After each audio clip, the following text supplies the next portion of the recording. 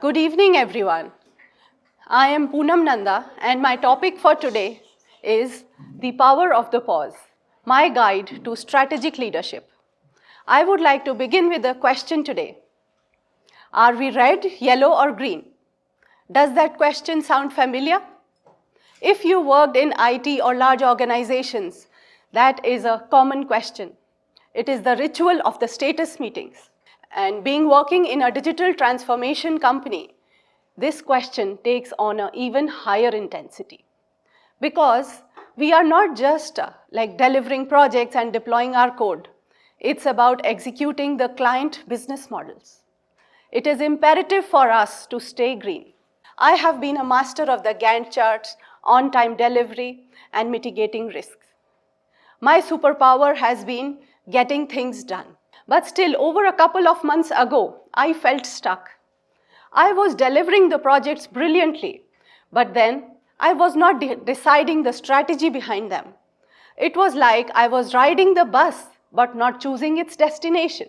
I realized that I had mastered the art of execution, but had not perfected the power of the pause. And that is what is my idea worth sharing today. On a path from managing projects to leading organizations, it is not enough just to do more. It's about shifting our focus from solving the problem to framing the right questions. We people in the technical roles are often exceptional executors. We ensure on-time delivery, we anticipate risks, and ensure accountability. And often, although these are like valuable traits, but sometimes they become our leadership trap because we focus our energy so much on the what and we forget to influence the why. So here I am suggesting 3 critical mindset shifts as we move into the senior roles. Shift 1, from being a scope keeper to a vision keeper. For past couple of years, I have been the guardian of the scope. In case there's any new feature or requirement, I am quick to ask whether it is in the scope. It's going to cost time and money. But being in a digital business transformation company like ours, being a scope keeper, the costs are very high. It's very important to embody the vision keeper role. So next time, rather than asking whether this is in the scope, let us ask a different question as to if we take a decision to implement this, will our clients be aligned with their 3-year strategy for the future? So this shift is about giving away our ironclad defense on the current scope and moving towards a future vision. It's about breaking the current scope to align with the future strategy. It's about coming out of the comfort of my current plan to work for a future vision. Coming to shift 2, from risk register to trust register. As project managers, we've been trained to identify all the risks, attach a mitigation plan, and ensure that we are not failing in any of these. So our idea is to control the failures. But what leadership wants is just the opposite.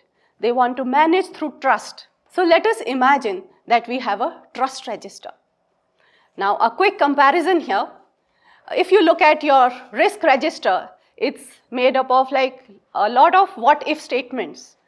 What if the systems could go down or the timelines are not met and things like that.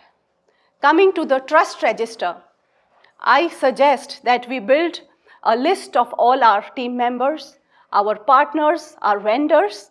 Let's list down their unique qualities and the level of autonomy up to which we can trust them for the deliverables. Rather than asking that I'm going to check your work, let's say that I am here, I entrust you with the outcome of this, and I'm here to remove any impediments that come your way. Again, this is a very powerful shift for us because as we move into the senior roles, we tend to micromanage to still prove that we are in the details. But then this shift is about moving on and empowering others to do their work rather than ourselves being hands-on. Coming to the third shift, It's about from status reports to storytelling. I made beautiful monthly status reports. They had all the metrics, all the graphs, all the bullet points. They were technically accurate, but they were utterly boring because they just talked about what we did. Leaders actually talk about facts as well as the story behind it. As a leader, let us work whatever execution we've done. If we attach it to the organizational narrative, that is when it fits into the big picture. For example, I may say that I have delivered the project X within budget and timeline. But I could weave it into a story saying that as we have delivered it on time, we are ready with the foundational technology to deliver another project of $500 million next year. That is the true business transformation. So the data tells us what happened, and the story tells us that why it matters. So it's very important to take that pause, look at the red, green, and yellow, and transform into the story of progress and impact. So how to make this transition? It's by practicing the power of the pause.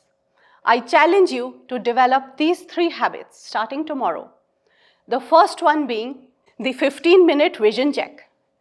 As I start my day, before opening my email or the dashboard or my to-do list, just take a 15-minute pause and think, what are my organization's strategic challenges today? And my work today, does it address it or ignores it? Second is the delegated detail. The one task that I have been doing for the past couple of months with 100% accuracy, let me write down the steps and hand it over to a capable team member with 100% trust. And I will free up my time and utilize it for innovation and networking. Thirdly, the narrative swap. The next monthly meeting that you go into, just cut that metric slide into half and talk about the future impact. It's important to talk about the inputs, but also crucial to mention the outcomes. It's been very long that we've been rewarded for our precision, perfection in delivery. But it's time to move on. The Gantt chart is a phenomenal tool, but it's time to move beyond those lines and boxes and look over the horizon. Stop managing only the deliverables. Start leading the transformation. The power of the pause is waiting for you. Thank you.